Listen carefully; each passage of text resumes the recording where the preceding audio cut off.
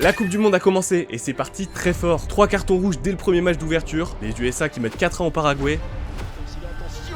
Et un match assez sympa entre le Canada et la Bosnie. Avec 3 pays organisateurs, on a eu le droit à 3 matchs d'ouverture et 3 cérémonies d'ouverture. Et aujourd'hui, je te résume tout ce qui s'est passé.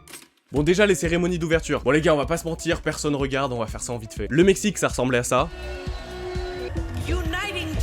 Voilà, c'était sympa. Le Canada, ça ressemblait à ça. Bon, c'est un peu moins ouf que le Mexique, mais ça fait le taf quand même. Et pour les USA, bah j'ai juste pas trouvé la vidéo. Voilà. Mais de toute façon, on s'en fout de la cérémonie, donc on commence tout de suite avec le premier match d'ouverture, Mexique-Afrique du Sud. Et là, on sait pas trop si c'était un match de foot ou un combat de MMA. Mais avant ça, l'ambiance Coupe du Monde, elle commence bien avant le match. Avec les Sud-Africains qui sont arrivés au stade en chantant, puis après ils sont rentrés sur la pelouse en dansant. Puis ils ont pris un but en 8 minutes. Qui peut profiter Non, c'est beau, franchement, c'est ça l'ambiance de la Coupe du Monde. Et en parlant d'ambiance, franchement, les Mexicains dans le stade, c'était fou. Et ça, ils l'ont prouvé dès l'entrée des joueurs. Toute la fierté, la passion de tout un peuple. Le lendemain au Canada, c'était pas la même, hein. Bon, et si on revient au match, les Mexicains, ils sont pas venus pour rigoler. Action ultra dangereuse dès la 4ème minute. Il est bon. Et ouverture du score du Mexique dans la foulée. Dans la relance, qui peut profiter Mexique.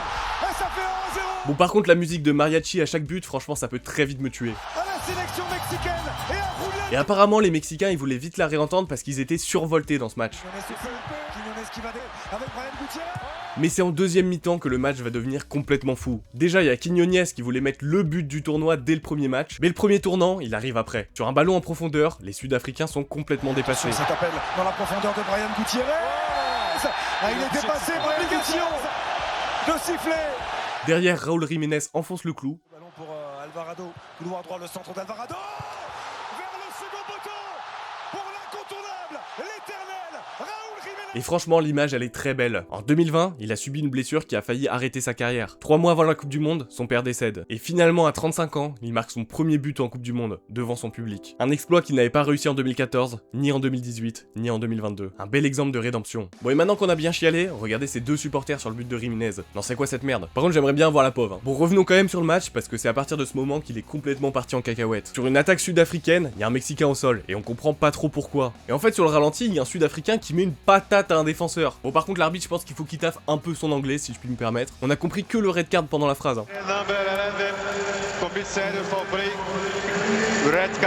Y'a qu'à voir la tête de Mudao pendant qu'il parle. Bon, on le vanne, mais il a plutôt bien arbitré, donc franchement, respect à lui. Et d'ailleurs, y a pas que Mudao qui était étonné par le carton rouge. Le poteau qui a mis une patate aussi. Non, là, franchement, mon gars, t'abuses. On a les images de ta patate en 4K, donc fais pas semblant. Les 2 joueurs qui ont pris un carton rouge, qui ont dû se retrouver dans le vestiaire, ça devait être excellent. Franchement, j'aimerais bien avoir les images. Et le pire, c'est que c'est pas la première patate du match. Non, il y en a eu une déjà 10 minutes avant. Je pense que le coach à la mi-temps, il a dû dire battez-vous, et les mecs, ils l'ont pris premier degré. Bon, on est déjà à -2 côté sud-africain, et je sais même pas si c'est déjà arrivé.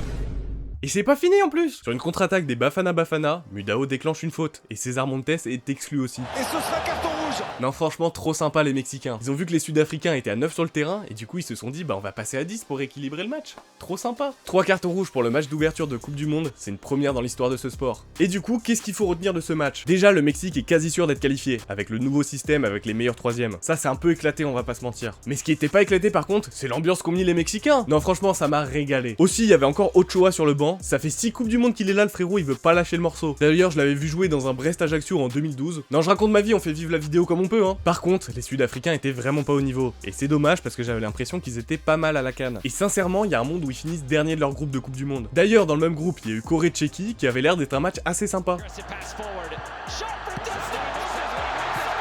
La Tchéquie ouvre le score. La Corée réduit. Et reprend l'avantage. Ça, c'est ce que j'ai vu du résumé. Non les gars, le match il était à 4h du mat aussi, il faut pas abuser. D'ailleurs, si vous voulez me soutenir, n'hésitez pas à vous abonner à la chaîne. Voilà, je vais couvrir toute la Coupe du Monde, donc ce serait con de rater les prochaines vidéos. Et si vous voulez vraiment me soutenir, petit pouce bleu, petit partage, petit boost et petit commentaire aussi, ça régale. Allez, on reprend avec la vidéo. Par contre, ce qui m'inquiète dans ce groupe, ça va être le match Afrique du Sud-Tchéquie. C'est 2 équipes de bourrins et il y a un monde où ça finit en best-of sur la chaîne de l'UFC, hein. Bon, Mexique-Afrique du Sud, en termes de niveau de jeu, c'était pas le match de l'année. Mais perso, j'ai passé un plutôt bon moment, et c'est aussi ça la Coupe du Monde, hein. Et en parlant de bon moment, on passe tout de suite au deuxième match d'ouverture, Canada-Bosnie. Bon, sincèrement, je pense qu'il y a que la Coupe du Monde qui peut me faire regarder ce genre de match. Bon, sur le papier, c'est pas le match le plus sexy. Et bah, vous savez quoi? Sur le terrain non plus. On avait littéralement des sprinters face à des lutteurs. Le Canada qui joue devant son public à Toronto. Et vous voulez une anecdote? Je dois être le seul pélo qui a un maillot de Toronto dans son armoire. Bon, par contre, Toronto, c'est pas une ville de foot, et niveau ambiance, ça s'est ressenti. Ouais, c'est pas la même qu'au Mexique là. Sinon, au niveau du match, on comprend très vite que c'est pas du niveau Ligue des Champions. Après, j'ai envie de te dire, Canada-Bosnie, tu sais dans quoi tu t'engages. À la 14e minute, Jonathan David a l'occasion de marquer. C'est hyper dommage, surtout que j'avais mis le Canada vainqueur sur MPP, donc ça m'arrange pas cette histoire. D'ailleurs, voilà le code de ma ligue pour ceux qui veulent jouer avec moi. Faites pas flop s'il vous plaît. Bon, et 4 minutes plus tard, la Bosnie ouvre le score sur corner.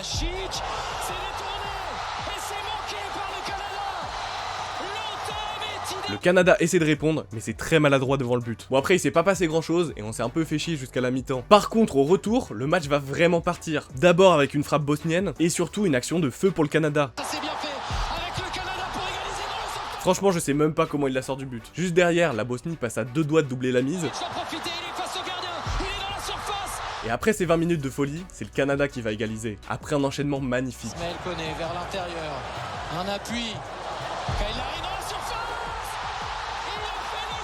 Bon derrière il se passe plus grand chose, sauf à la toute fin, où les Canadiens nous offrent un dernier frisson. Maintenant, que retenir de ce match? Déjà, les Mexicains mettent bien plus l'ambiance que les Canadiens. Bon ça on s'en doutait un peu, tu me diras. Ensuite on dit bosnien et pas bosniaque. Bosnien c'est la nationalité, bosniaque c'est l'ethnie. Et ouais les gars, on s'instruit tous les jours hein. Aussi, il y avait Edin Dzeko sur le terrain, qui a 40 ans si jamais. Ça fait partie des joueurs que j'ai l'impression d'avoir vu toute ma vie. Et c'est normal en fait, ça fait depuis 2007 qu'il est en sélection bosnienne. Bon respect sur lui, c'est un très grand attaquant. Et enfin, le Canada a battu un record. C'est la première fois qu'ils prennent un point en Coupe du Monde, donc bravo à eux. Et maintenant que tout le monde a quitté la vidéo à cause de ce match, on passe tout de suite au 3e match d'ouverture, États-Unis-Paraguay. Après tout ce qui s'est passé avant le début de la Coupe du Monde, je pense que toute la planète était pour le Paraguay. Pour rappel, il y a des supporters, des membres de staff et même un arbitre officiel qui n'ont pas pu rentrer sur le sol américain. Sachant que l'arbitre il avait son visa. Il y a aussi des équipes nationales qui ont été soumises à des fouilles très approfondies. Et il y a des sélections, quand elles jouent aux US, elles doivent quitter le pays moins de 3 heures après la fin du match. Bref, c'est un bordel et c'est un peu la honte pour les USA. Donc cette nuit, on était pour le Paraguay. Et je vous le répète, abonnez-vous parce que j'ai pas prévu de dormir pendant cette Coupe du Monde. Bon maintenant parlons du match, les USA sont partis très fort avec un but dès la 6e minute. Ouais, mais ça passe. Allez, pourquoi pas l'ouverture du score pour les États-Unis, c'est un CSC, mais la pression, elle a été mise par ces Américains qui sont récompensés. Et derrière, il déroule. Attention à ce nouveau centre, et cette fois, il n'y a pas de hors-jeu. Ce ballon qui va arriver, oui, il peut éliminer un joueur, il peut frapper, il peut s'offrir un doublé. À la mi-temps, il y a déjà 3-0 pour les US. Le Paraguay réduit le score. Les États-Unis, et ben voilà, il y avait un petit temps faible et la réaction du... Et les USA finissent le travail sur ce banger de Reina. Il va falloir retrouver de la confiance, même si là, attention, et ben voilà, ils ne l'auront pas gagné la deuxième mi-temps. Et c'est total régal, Giovanni Reina qui peut... On savait pas trop comment juger les USA, et bah franchement ils ont fait un très beau match. Faut pas s'emballer non plus parce que ça reste le Paraguay, mais c'est un signal très fort qui vient d'être envoyé. Le vrai premier test, ce sera contre la Turquie, avec le match de la première place. Par contre ça me tue les supporters qui se célèbrent comme des fous alors qu'ils ont appris les règles 3 heures avant. Merci à tous d'avoir suivi la vidéo, n'hésitez pas à partager, booster, mettre un pouce bleu, mettre votre avis en com aussi, ça m'intéresse vraiment. Si vous avez kiffé cette vidéo, je pense que vous kifferez la vidéo que j'ai faite sur les 7 surprises de la Coupe du Monde. Et rejoignez ma ligue Mon Petit Prono, voilà ça peut être très marrant. Et non c'est pas sponsor, j'ai pas assez de buzz. On se retrouve très bientôt pour une prochaine vidéo, sûrement Brésil-Maroc. C'était Thibaut, bisous.